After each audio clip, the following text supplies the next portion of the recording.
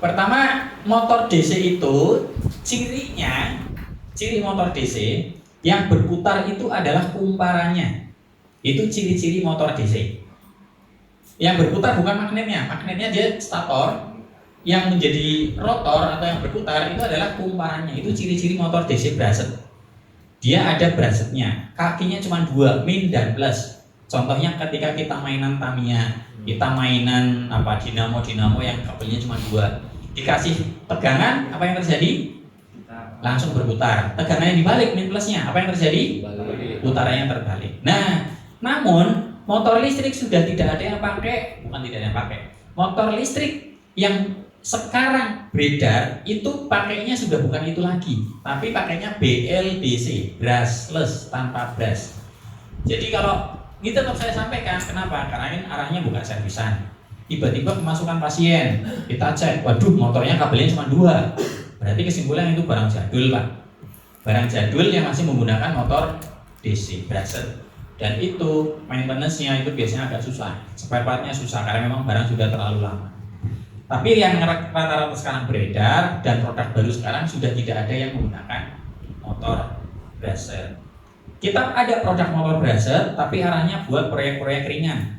Misal mini trail untuk anak-anak, untuk persewaan, itu ada. Nanti kita ke workshop sama-sama lihat. Nah, sekarang kita banyak fokus bahas di BLDC. Bagaimana sebetulnya cara kerja BLDC? Ini sudah ada di ini motor DC yang brushed, cirinya ada ini, ada brushnya. Kemudian yang berputar kumparannya. Cirinya kabelnya ada 2. Plus dan minus. Oke, kita ke brushless. Saya pinjam satu ini. Di sini kelihatan ya Pak ya? Saya berusaha menjelaskan dengan analogi dengan cara yang sesimpel-simpelnya biar kita semua mudah menerima. Motor BLDC, termasuk yang di meja bapak-bapak itu juga BLDC sama. Yang banyak digunakan di motor listrik. Kabelnya ada berapa Pak? 3. Ada 3. Kalau motor DC kabelnya ada 2. Motor DC kabelnya ada 2, min dan plus. Kita supply, apa yang terjadi? Putar. Supply yang dibalik, apa yang terjadi? Putar balik. Nah, sekarang BLDC kabelnya ada 3. Kalau kita supply 2, yang satu kita anggurin, min plus, apa yang terjadi? Berputar nggak? Putar. Sementara. Dia hanya ngunci ke satu titik. Suplainya kita balik. Apa yang terjadi? Dia tetap naik tapi geser. Gitu. Lalu kita pindah ke kabel sampingnya. Apa yang terjadi? Dia pindah ke titik yang lain. Kita balik, pindah lagi ke titik yang lain. Jadi cara kerjanya motor BLDC ini ada 3 kabel. Kita sebutnya UVW. Ada yang nyebut RST, ada yang nyebut 1, 2, 3, ada yang nyebut ABC. Secara standarisasi internasional belum ada penyebutan kabelnya ini. Mana U, mana V, mana W, udah intinya 3 ini kabel UVW. Kita sepakati nyebutnya UVW ya. Karena kalau RST kadang bingung dengan kabel 3 fase, ABC juga kadang bingung, 1, 2, 3 juga malah makin bingung. Kita sering paling menyebutnya kabel UVW. Jadi nanti kalau diskusi di grup alumni, cek kabel UVW-nya, ini maksudnya kabel fase. Nah, jadi ada 3 kabel UVW ya. Kalau UVW itu tukar-tukar nggak Pak? Ketukar-tukar efeknya nanti jadi kacau. Nanti kita harus berurutan. Maksudnya bukan berurutan Pak, tapi harus sesuai dengan kontrolnya. U ketemu U, V ketemu V, W ketemu W. Biasanya pakai warna patokannya. Oh biru ketemu biru. Nanti kalau ketukar bagaimana efeknya? Kita praktekkan nanti sore Pak. Jadi beda sama yang kemarin bintang 3 fase itu ya? Oke, ada bintang, ada segitiga, iya. ada delta, ada. Nah, itu susunan di motornya. Dia BLDC ada yang bintang, ada yang segitiga. Biasanya itu kaitannya dengan efek. Kalau yang bintang itu nanti untuk efek tinggi, biasanya di ground. Kalau ini dia pakai segitiga atau delta ya. Tapi ya silakan. Apakah motor itu sama dengan motor EDF dengan pakai ESC seperti di mobil itu? Seperti di motor EDF. EDF itu apa? Motor buat penggerak pesawat-pesawatan Oh, motor BLDC ya. Jadi kemudian penyesuaiannya pakai ESC. ESC ya ini. Ini Pak. ESC pakai controller. Ini ya. Iya betul. Nah, ini BLDC juga sama Pak. Kabelnya ada 3 UVW. Tapi coba lihat perbedaannya apa antara itu dan ini. Perbedaannya ada Hall sensor, nanti saya jelaskan. Tapi cara kerjanya sama. Cara kerjanya bagaimana sih BLDC ini? Cara kerjanya adalah dia disuplai bergantian. Pertama, misal U disuplai, maka dia akan ngunci ke titik U. V disuplai, dia ngunci ke titik V. W disuplai, dia akan ngunci ke titik berikutnya W. Bagaimana agar terjadi putaran? Maka disuplai ya secara bergantian UVW, UVW, UVW. Jadilah putaran. Bagaimana kalau ternyata suplainya ngaco? UVW tapi kabelnya balik masangnya. Efeknya ya nanti dia getar maju mundur doang. Kacau. Kontroler bisa jebol lama-lama. Nah, maka disitulah cara kerja BLDC. Kita abaikan dulu Hall sensornya ya. Kita abaikan dulu Hall sensornya. Saya taruh di sini.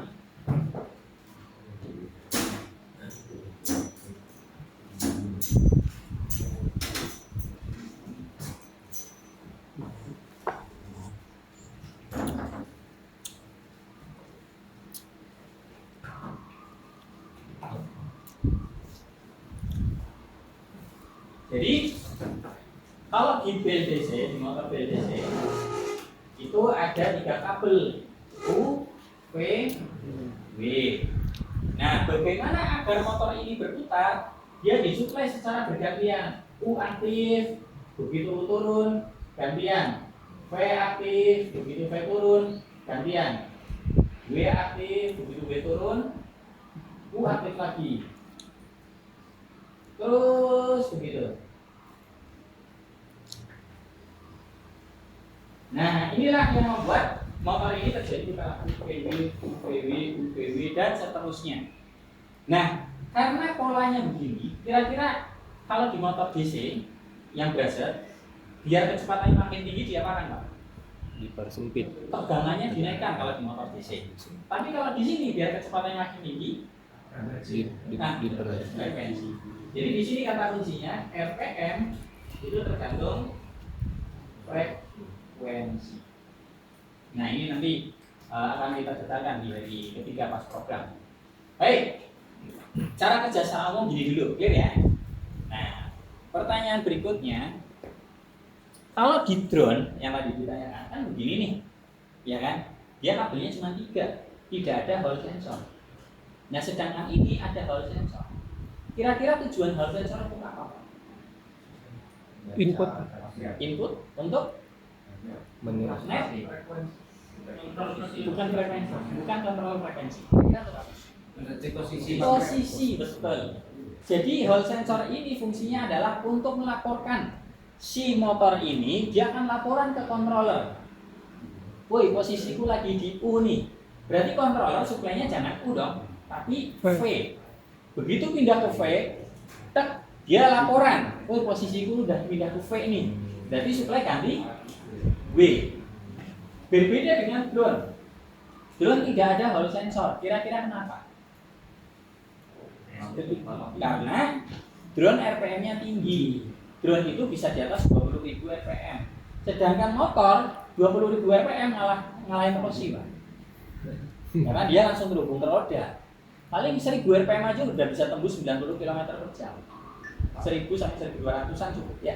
Apa fungsinya pakai Hall sensor? Oke. Fungsinya Hall sensor kan melaporkan sudut.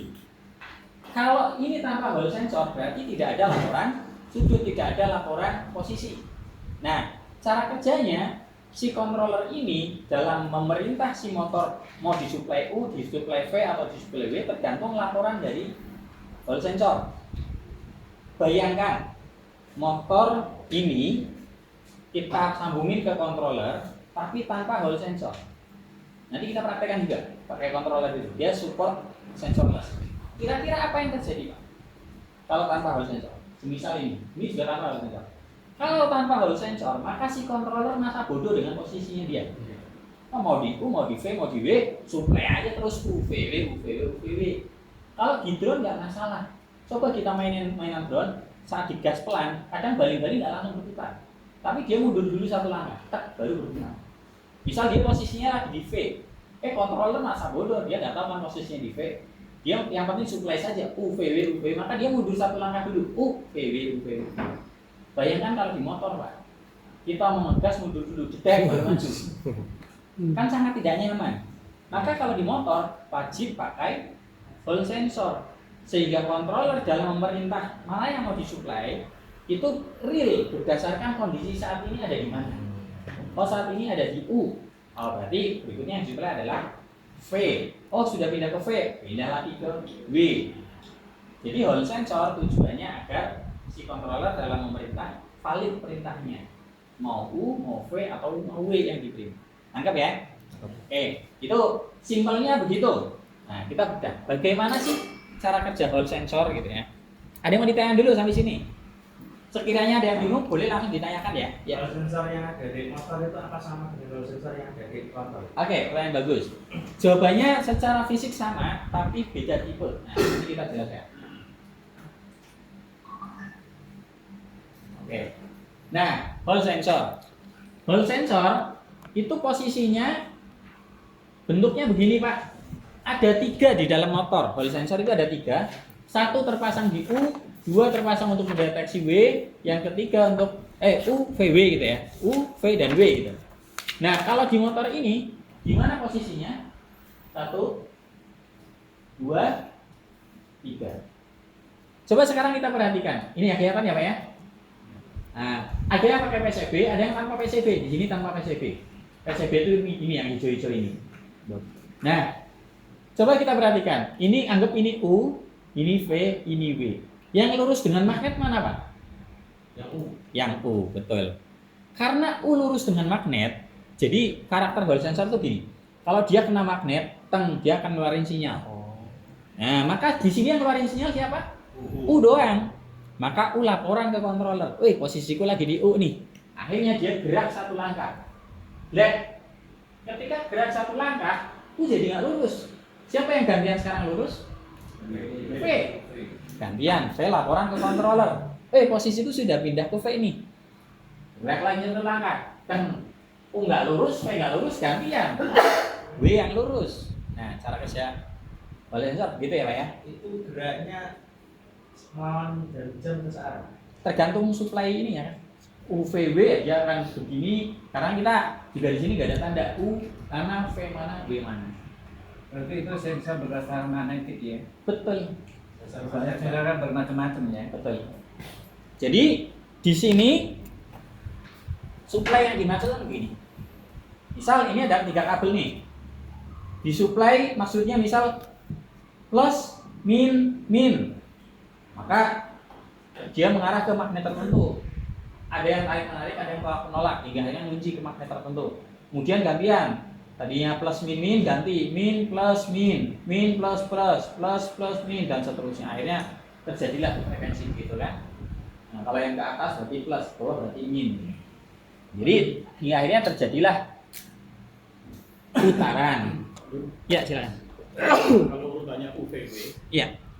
kalau dibalik WVU merubah putaran sama seperti dinamo tadi atau putarannya terbalik. terbalik? Iya.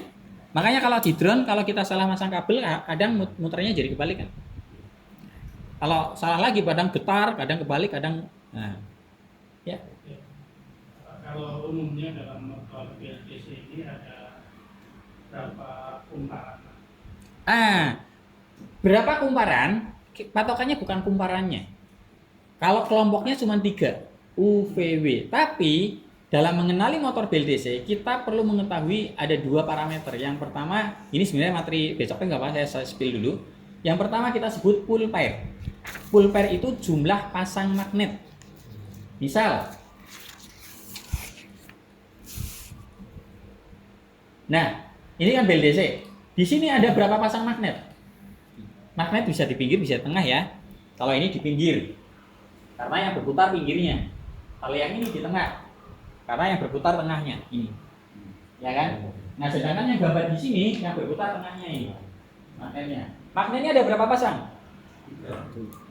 Satu doang. Satu pasang itu utara dan selatan. Maka ini kita sebut satu pool pair. Sedangkan setiap motor pool pairnya berbeda-beda. Pool pair itu nanti akan berdampak ke RPM. Semakin rendah pool pair, RPM makin tinggi. Nanti akan kita tunjukkan rumusnya. Nah, nanti di materi efisiensi kita bahas juga. Tapi prinsipnya semua motor berbeda-beda pool pairnya. Gitu ya. Baik, lanjut ya. Ya, silakan. Yang kumparan itu kan membentuk magnet UPW Ya. bergantian. Yang tadi kan isinya kan banyak. Betul. Tiap silo itu kan ada 3 lilitan itu. Iya. Nah, apakah 3 lilitan itu UPW di jalannya itu Ya. atau yang hidungnya itu berbeda? Itu U yang 3 lilitan itu U. Ya. Terus yang di antara hidung satunya itu V. Oke, pertanyaan menarik. Kalau di drone itu paling cuma 3 gini doang, UVW. Karena dia ngejar RPM. Tapi kalau di motor listrik, bayangin pool pairnya cuma 1. Apa yang terjadi, Pak? Kita rasanya nanti kayak naik motor rodanya segitiga, Pak.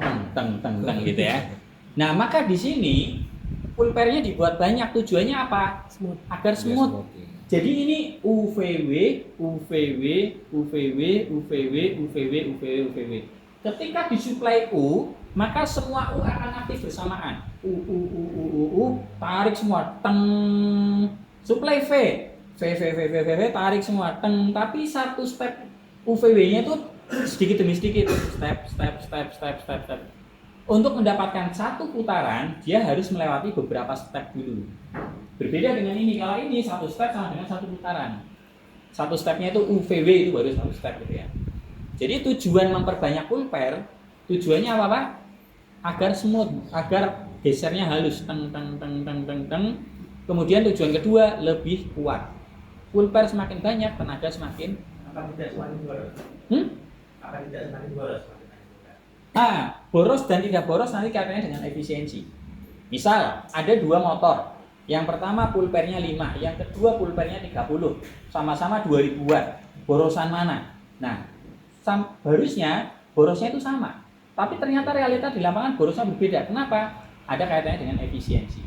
Kalau dia pool pairnya cuma 5, ya jangan langsung terhubung ke roda dong. Nanti rasanya kayak motor konvensional jenengan di double standar kencang banget, ya kan? Begitu dinaikin loyo, enggak? Iya enggak? Rasa enggak begitu?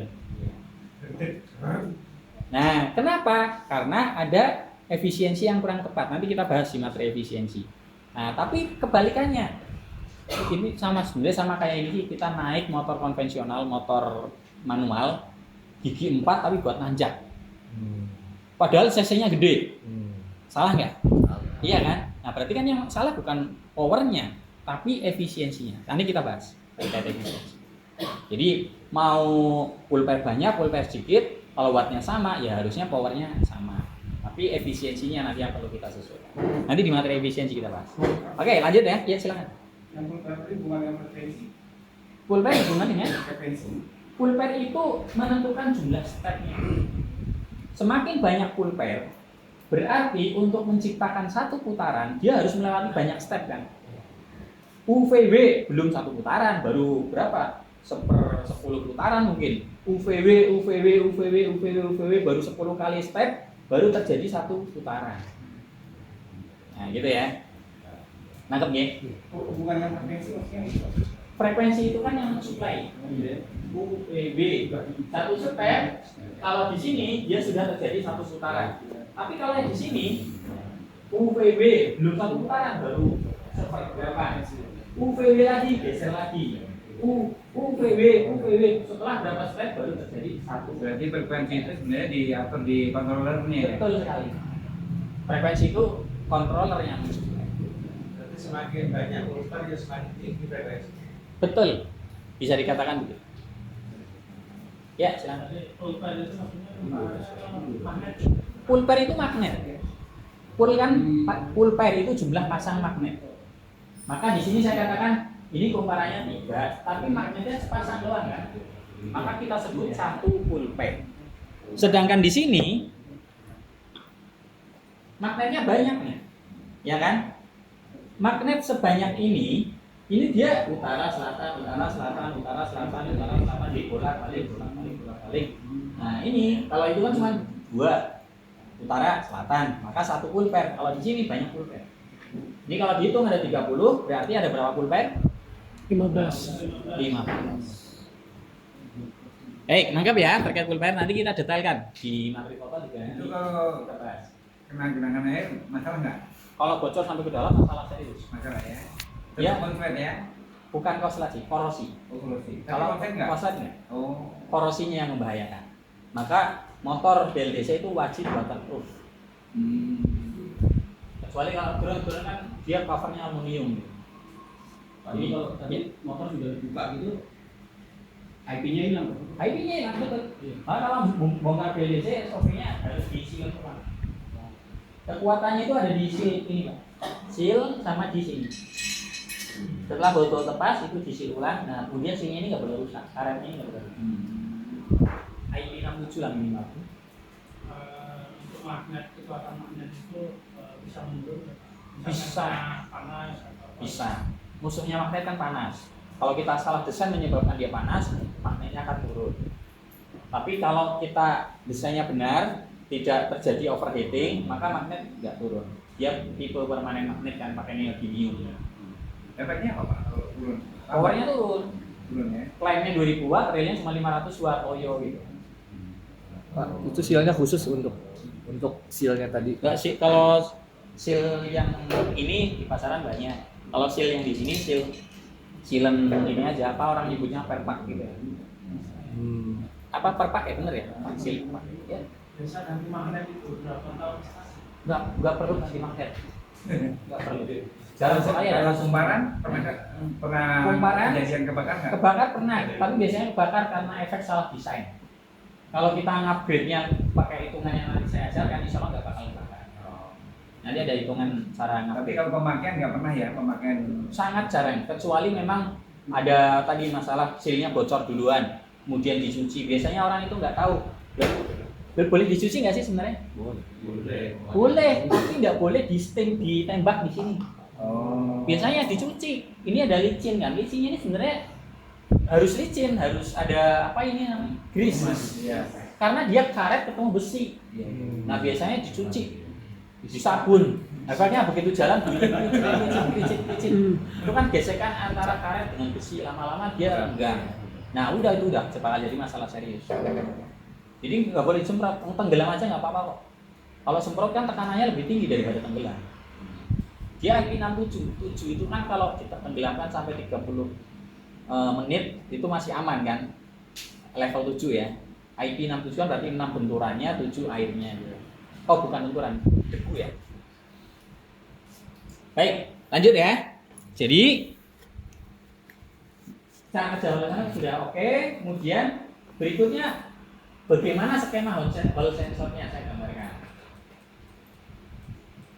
Ini hall sensor. Nah, hall sensor itu kakinya 3 plus ground dan output. Sedangkan kalau di motor BLDC ada berapa hall sensor di dalamnya, Pak? Ada 3. Hall sensor ada 3. 1, 2, 3. Ini saya tulis biar nanti kalau di foto ingat ya. Skema hall sensor. Kakinya ada 3. Kaki pertama apa, Pak? Plus. Pegangan. Plus. Dia di dalam jadi 1.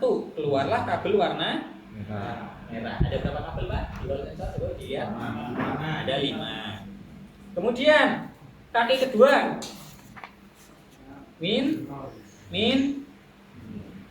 Dia jadi 1. Keluarlah kabel warna hitam. Kemudian digital outputnya baru dia Sendiri. keluar U, keluar V, keluar W. Jadi total ada 5 kabel plus min. Nah 5 kabel ini Ada yang modelnya tanpa PCB 1, 2, 3 kabel muter-muter jadi satu begini. Ada yang modelnya begini. Sensornya 1, 2, 3 keluarlah kabel 5 1, 2, 3, 4, 5. Kabelnya begini.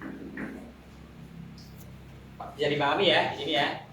Nah, ketika magnet misal ini U, V, W, misal U kena magnet, maka yang keluar sinyal mana? U. Kemudian magnetnya pindah ke sini V, gantian ini V keluar, magnetnya pindah W keluar. Nah, sinyal inilah yang dimanfaatkan oleh controller untuk menyimpulkan oh posisinya lagi di U, lagi di V atau lagi di W. Ada nggak motor listrik yang kabel Hall sensornya lebih dari 6? Ada. Lebih dari berapa ini? 5. Ada, yaitu misal gesit, Polytron Fox R, apalagi ya, Alpha, itu dia motor BLDC-nya kabelnya bukan 5 tapi 6. Ini juga sebetulnya kan pinnya itu ada 6 tapi nggak kepake 1. Ya enggak? Ya, benar ya. 6 tapi nggak kepake 1 ya. Yang 1 itu sebenarnya buat apa? Biasanya warna putih. Kabel warna putih. White. Untuk apa kira-kira? Sensor suhu. Sensor suhu biasanya dia dipakai sensor suhu positif ada di dalamnya sensor suhu begini. Nah, jadi si controller bisa menyimpulkan oh sensor suhunya sekian derajat motor BLDC-nya. Kalau ternyata di dalamnya tidak ada kabel ini ya udah berarti nggak ada sensor suhunya. Itu ada nggak contohnya sensor suhunya? Nggak ada. Gambar nggak ada. Ini ada Pak, tapi sensor suhu biasanya modelnya cuma begini doang, di wrapping doang kemudian nempel gitu. Oh. Atau bisa diselipkan di sini, bisa diselipkan di mana. Tapi harus nempel atau Nempel ke kumparan. oh, nempel kemarin? Iya, wajib nempel ke kumparan.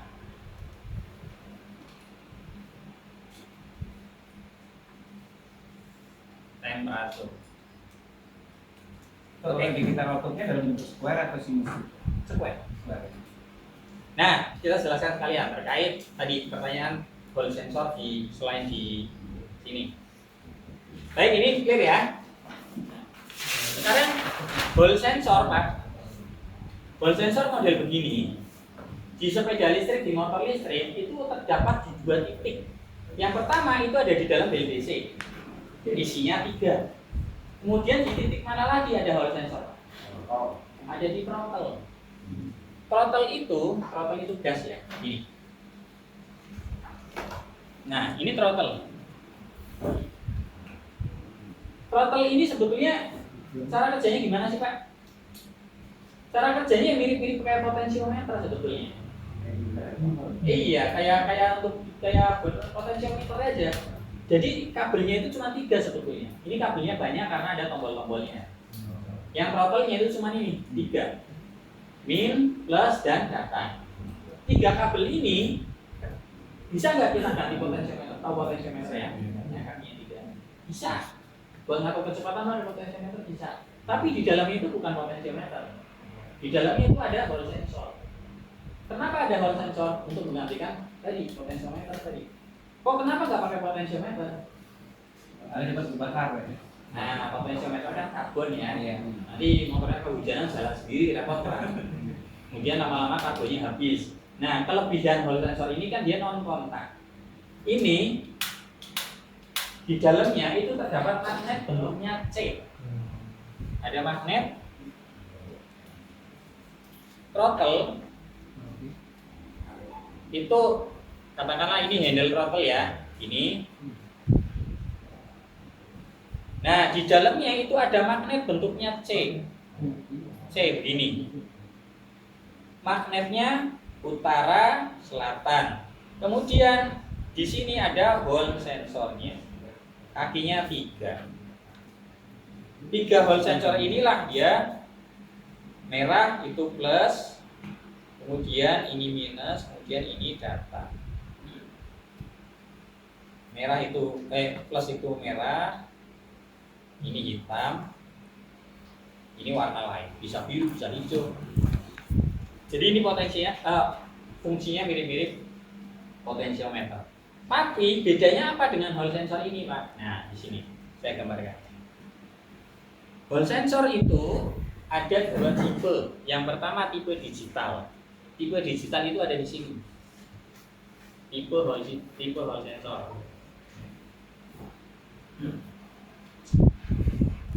Tipe digital itu karakternya begini. Ini 0 volt, ini 5 volt. Ketika dia didekatkan dengan magnet, dia masih 0 volt. Di jarak tertentu dia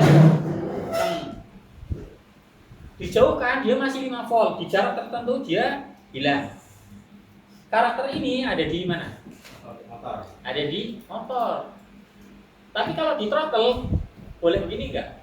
Enggak boleh, nanti senggol langsung banter gitu kan. Maka kalau di motor dia begini, di throttle begini.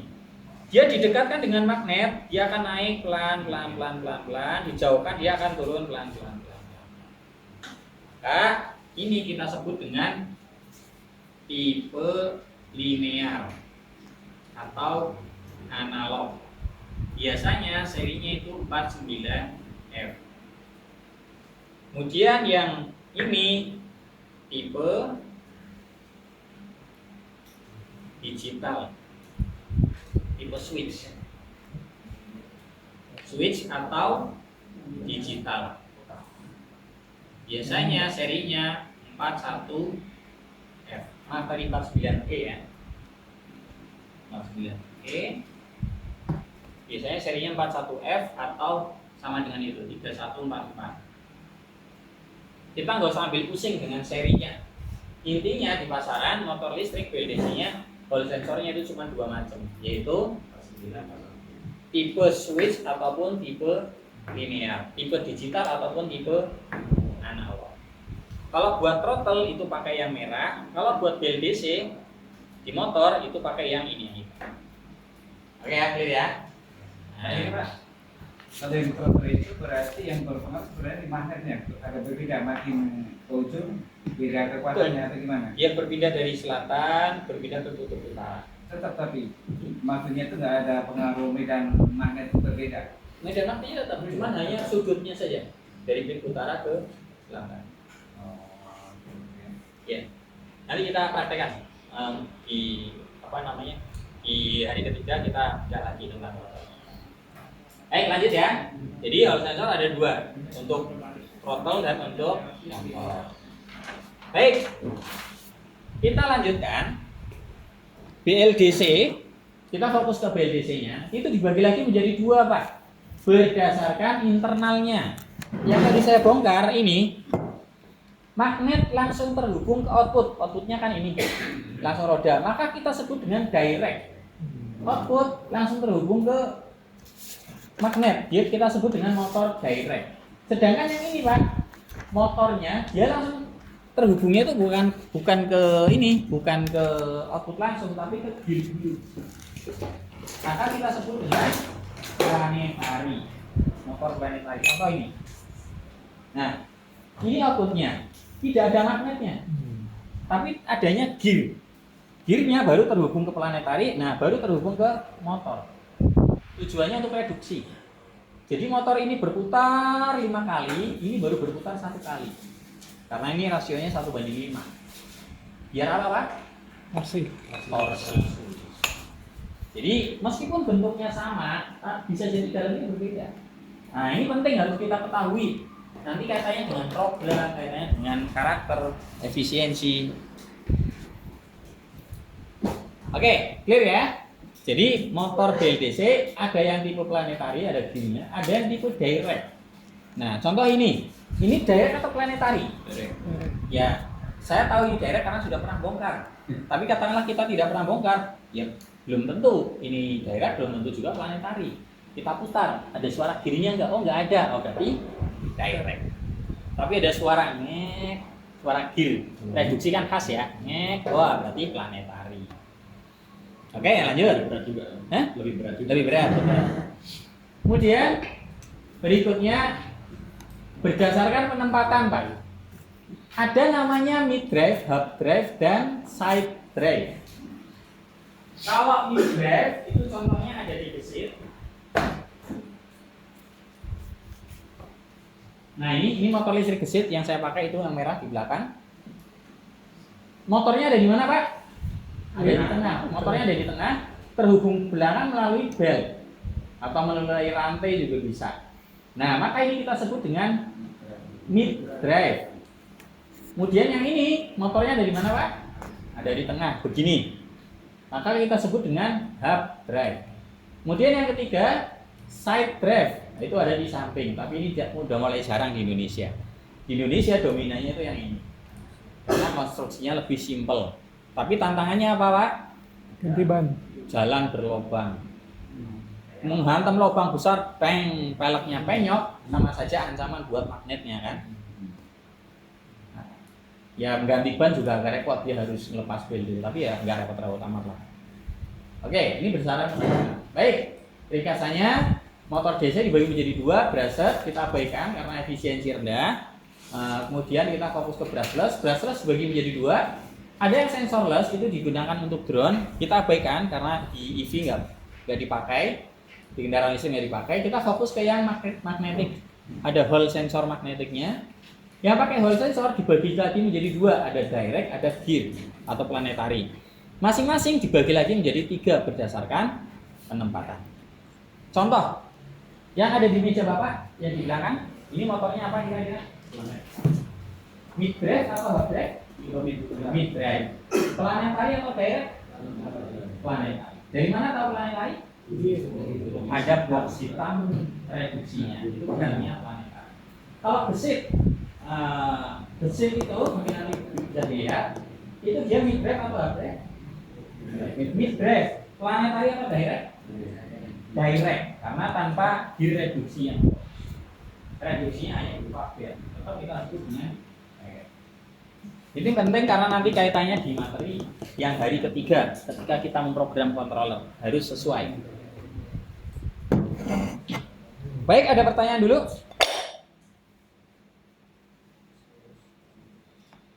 Kita lanjut. Ya silakan. Sensor itu waktu di lapangan itu memang ada rusak atau tidak dipakai itu atau gimana? Baik, pertanyaan menarik. Apakah ada kasus hall sensor rusak di lapangan? Jawabannya banyak. Banyak kasus hall sensor rusak. Hall sensor itu harganya berapa Pak? Murah kali.